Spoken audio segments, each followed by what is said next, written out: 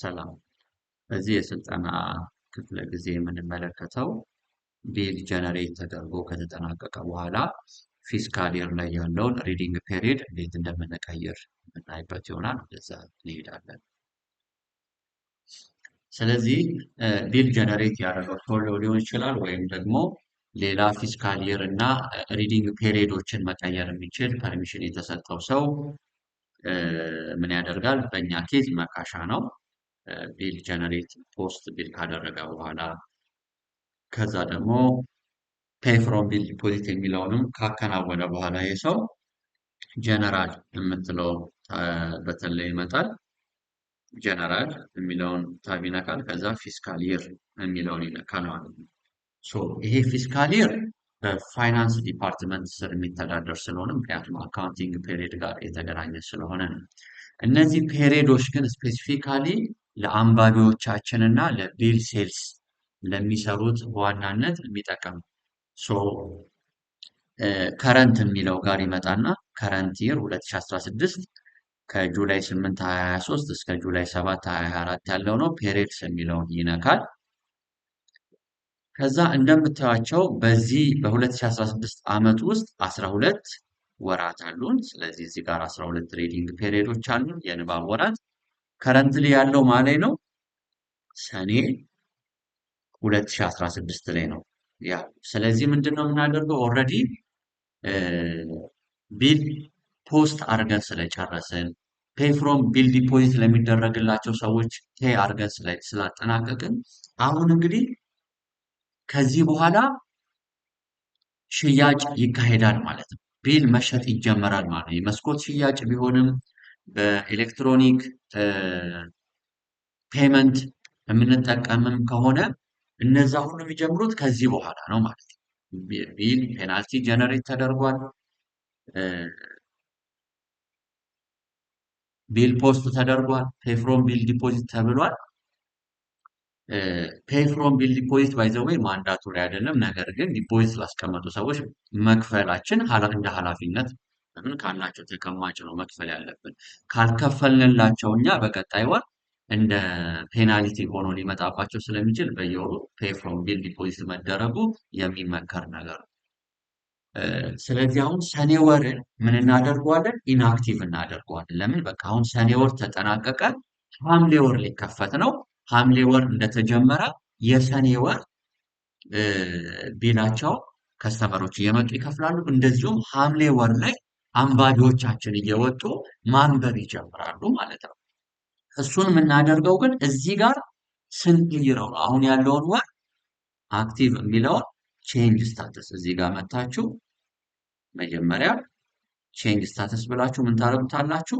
ይሄንን አንቼክ በማድረግ ሰሚት ስታደርጉት ኢንአክቲቭ አደረገው የሰኔን ማለት ነው አይደለም። ስለዚህ ከሰኔ በኋላ ቀጣይ ወር ማን ነው? ሐምሌ ነው። ሐምሌ 2016 ደግሞ ምን ወር ውስጥ ነው? እዚህ ውስጥ አይገኝም። ይሄ አሁን ሐምሌ የ2023 ዓመተ ምህረት ሐምሌ ነው።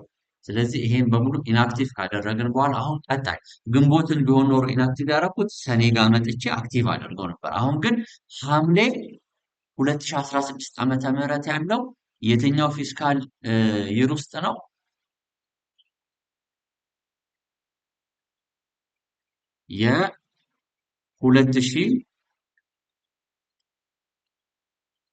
የ2017 ውስጥ ሄጄ ነው እምከፍተው ማለት ነው። ስለዚህ እናንተ እንድትረዱ ግን የትኛውን ነው ሰኔን ኢንአክቲቭ ካረኩት በኋላ ያኛውን ተመልሼ እናያለን። ሐምሌ 2017 ስለዚህ ሐምሌ 2017 ጋር ሄጄ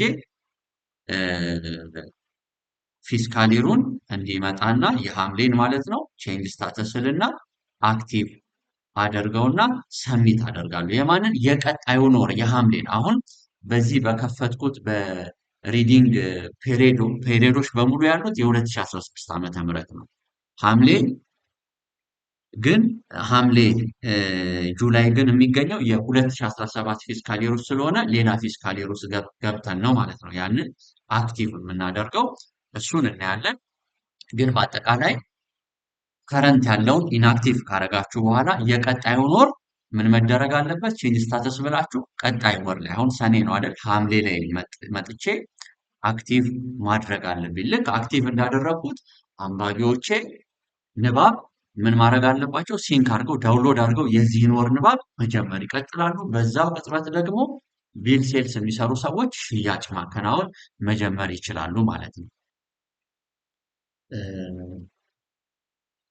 ሶ እያየን ያለ ነው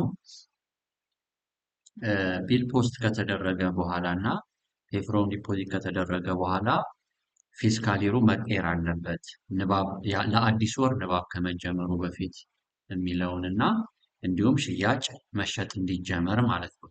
ስለዚህ እኛ እየሰራን የነበረው የሰኔ ወር ላይ ስለነበረ ምንድን ያደረግነው ፔሬድስ የሚለውን ነክተን ምን አደረግን? ሰኔ ይህን ነክተን ቼንጅ ስታተስ ብለን ይህን አንቼክ አድርገን ሰሚት አድርገን ኢንአክቲቭ አድርገነዋል። ስለዚህ ከሰኔ በኋላ ያለው ወር ሐምሌ ነው። ሐምሌ ደግሞ የሚገኘው የዚህ ፊስካል ይር ውስጥ ሳይሆን 2017 ፊስካል ይር ውስጥ ስለሆነ 2017 ውስጥ መተን መጀመሪያ 2017 ውስጥ መተን ፔሪየድ ውስጥ መተን ምን ማድረግ አለብን?